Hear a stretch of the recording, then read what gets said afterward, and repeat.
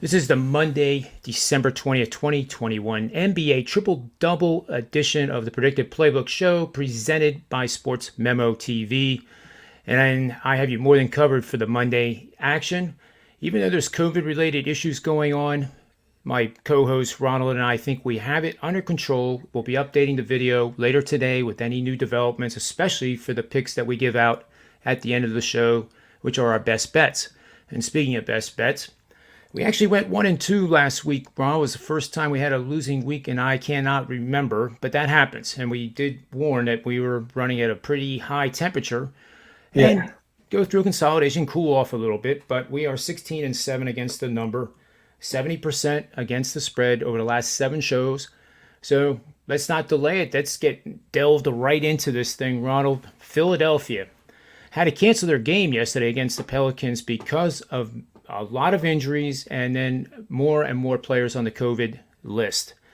They had an article this morning that got me very encouraged to consider betting on Philly because the statement was clear from the organization that they wanted to play this game in Boston tonight, if at all possible.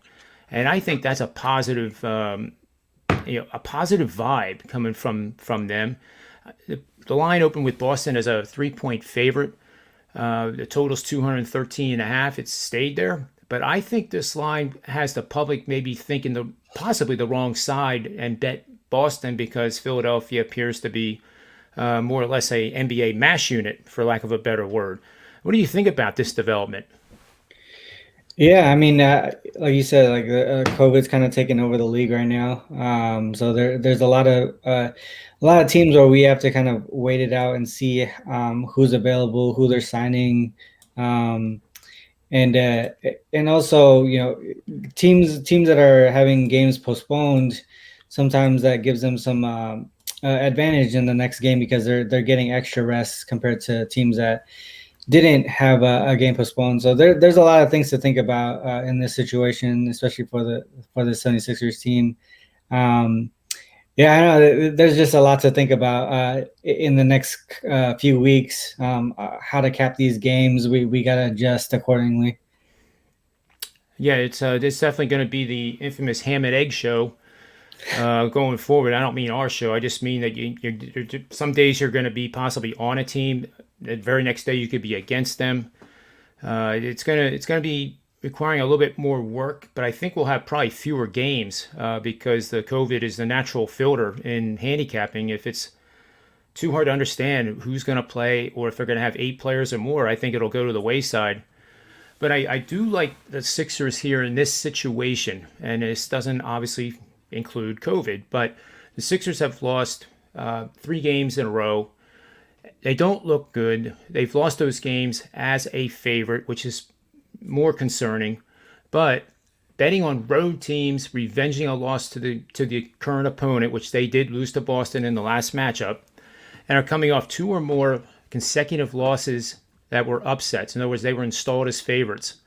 That simple set of combination there has gone 43 and 17 against the number over the last 5 years, translating to 72% winning bets. So my early lean here for the show, I don't know if it'll make my best bet quite yet by the end of the show, but I'm definitely leaning Philadelphia in this matchup. You have anything to add, Ron? Yeah, I think for me, I think the only reason I would lay off the 76ers here is just because of how much their offense has kind of struggled lately. I think before Embiid got COVID, they were first in the league in offensive rating, I believe. And then once he came back after a few games, after missing a few games, um, now they're down to 20th in the league in offensive rating. So for me, I think that would be kind of like the only thing to hold me back from backing the 76ers here is just I kind of want to see them get back into a groove before I back them.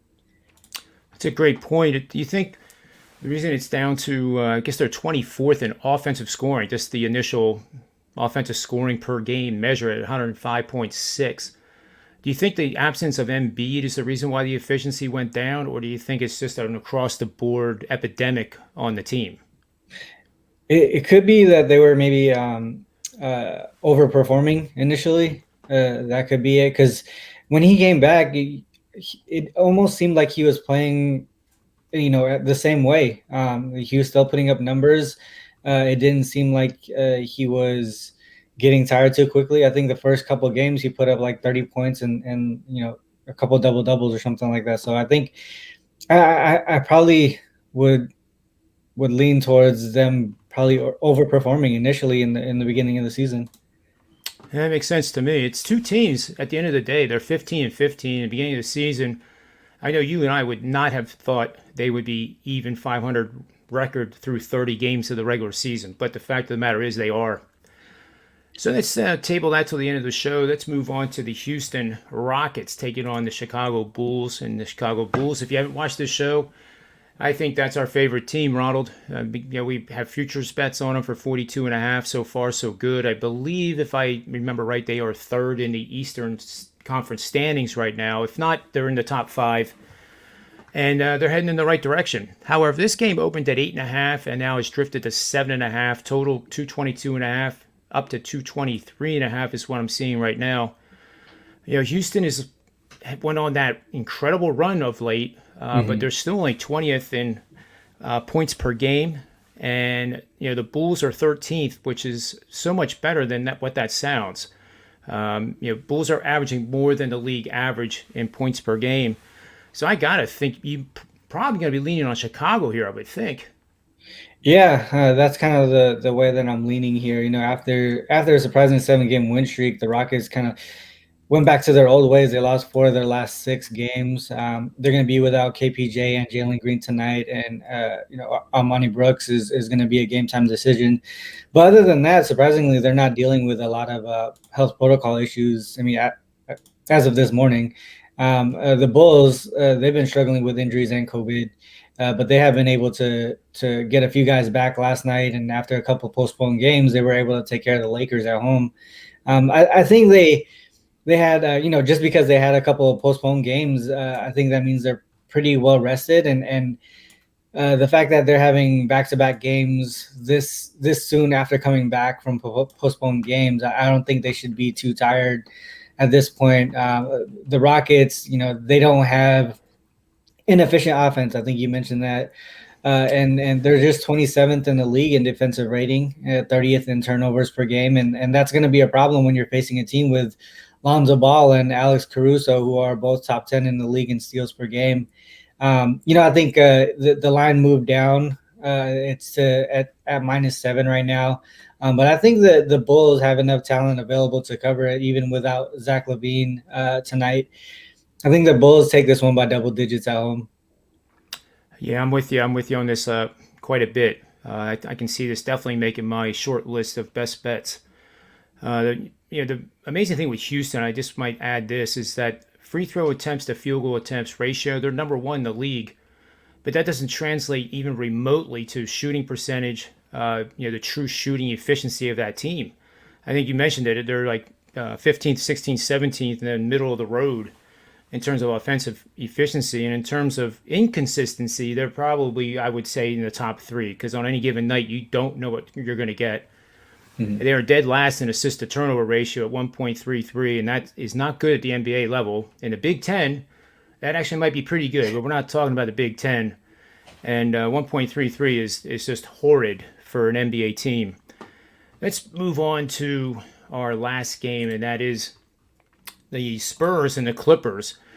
And it's taken me a while, Ron, to get used to the Spurs not being a good team. I guess I'm a little bit older than you. I think by like 5 years, maybe 6 or 7. But seriously, the Spurs have always had that reputation of being a tremendous passing team, ball control.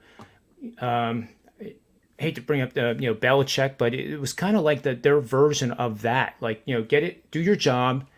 It doesn't matter how many points you score per game. It doesn't matter if you're the headline guy. You just do your job, and whatever the best shot is, that guy takes it, and you play 48 minutes like that, and that's what made them so good. But now you have a Clippers team that it was kind of struggling a little bit in their own right, at least from my viewpoint. They're favored by 5 in this game against San Antonio. They're at the Staples Center. It seems cheap on the Clippers. What do you think? Yeah, that's the thing too. Like, I think it seems cheap on the Clippers side, but the Spurs. I mean, I think they're a team that you don't want to overlook in certain positions or certain situations. For me, I'm looking at the total in this game. You know, the Spurs, they're playing their second of back-to-back games on the road and third road game in a row. This season, the Spurs seems to be two different teams Hmm. on the road and at home. Their offensive rating is 104.3 on the road versus 114.3 at home. On the defensive side of the ball, they're 106.4 on the road versus 113.4 at home. So they're scoring less and allowing less on the road, but they're scoring more and allowing more at home. And that's sort of the reason why they're 9-2-2 to the under on the road this season versus 3-12 to the under at home. Another thing to mention is the Spurs are 3-0 to the under on the road when their opponent has more rest, and that's this situation tonight. The Clippers, they're on a 2-game losing streak, including an outright loss to the Thunder, where SGA hit a 3-pointer at the buzzer. Following a loss this season, the Clippers are 9-4 to the under this season, mainly because Ty Lue has them doing a better job of taking care of the ball and preventing points off turnovers the following game. And for those reasons, I'm leaning towards the under in this game. Yeah, and I can see why. That road offensive. I mean, that's a day and night. I mean, that's Yeah. a widest margin I've seen of any NBA team home and away in a long time. Mhm. And the under, I have a little system here I can share with you. You're going to bet under with a home team with a total between 210 and 219.5, with a team which is the Clippers, after they failed to cover the spread in 4 or more of their last 6 games. But they're well rested, having played 6 of their last games in 14 days. That's gone 65% over the last 5 seasons on a 90 and 49 clip. So I am with you on the under here, Ronald. Let's move on to our best bets. This is where we put ourselves into the pressure cooker, so to speak, and we're forced to come up with our best intelligent bets. Like I said, with the COVID situation, and the news is going to be very, very liquid throughout the day and the weeks ahead. This isn't going to go away. Mhm. So we'll do our best to update, and you can always reach out to us on our Twitter handles and direct message us at any time. And again, we'll do our best to get back to you as promptly as possible. But Ronald, since I'm the host, I always like letting you go first here. So, what is your first best bet for the show? I think my first bet for this best bet for this show is going to be the Bulls -7 here. I really do think they're going to be able to win this one by double digits at home. And I agree with that. We can't make it a double though. Maybe after the turn of the calendar, we'll consider doing that. But I agree 100%. I'm going to take the Sixers here for my best bet. Again, not I run models, as you know, Ronald, but not everybody knows that. But I run a lot of different machine learning based models. Mhm. But my handicapping, as you can tell right now, is not based on a black box. Like, it'll point me in the direction of the Sixers, but then the models don't know what COVID is. They just see an injury list and player changes. They picked up Miles Powell, and he's on a two-way contract with the G League and the Sixers. And the interesting fact I did want to bring up earlier is that the NBA teams now are going to be permitted to actively pursue G League players, but apparently for whatever reason they are at a showcase event, making it more difficult for the teams to get them on their rosters.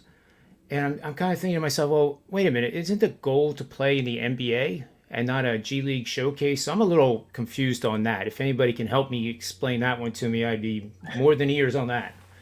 But I just like the attitude that the Sixers are doing everything they can and want to play the game at TD Garden tonight in Boston. So my best bet is on the 76ers here. And I would wait. I think that line could go up to 4.5. I think that game has a chance to steam with the public betting. But Sixers is the bet. And what should our third bet be in this trio of the triple double show? Yeah, I do still like that under in that last game. I think sort of the trend of the Spurs not scoring and not allowing points on the road could continue tonight. And initially, like this is stuff that we'll try to update our viewers with because a lot of people were probably saying, well, it opened at 217 and a half and now it's 215 and it looks like it's trending lower. At what price would you say we don't bet the under? Because I definitely agree with you on the under bet, but where do you not like it anymore?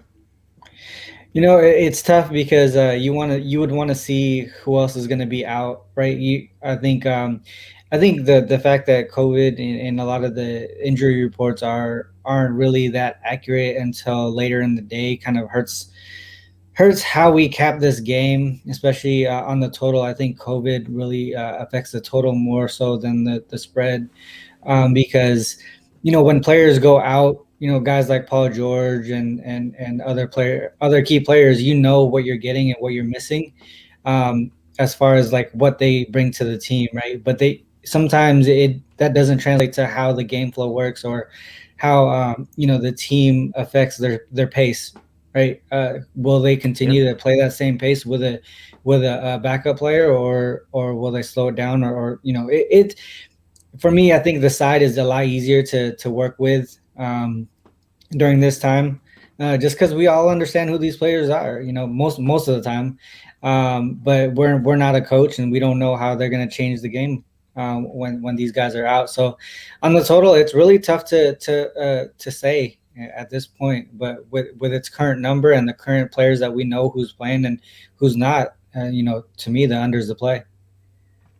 Yeah, if, the Clippers. Maybe you play the San Antonio team total under as well. Just as a lean, that would be pizza bet. So no more than we go 1 to 5%. 5% being the highest bet possible. So pizza bets. Whenever I say that, or Ronald says it, or anybody in sports memo that's on our shows, it means 1% or less, and it truly means like the cost of a pizza. Mhm. Pizzas cost different amounts at different places in the country, of course, but use your common sense is what I mean. Yeah. But I'd like to play in the under. So to recap, we're Bulls minus the points, Sixers plus the points, and then under in the San Antonio LA Clippers game. So that'll be a wrap here for Monday, December 20th, 2021 of the NBA Triple Double Show. We thank you for watching, and until next time, which will be Wednesday, may all the wins be yours.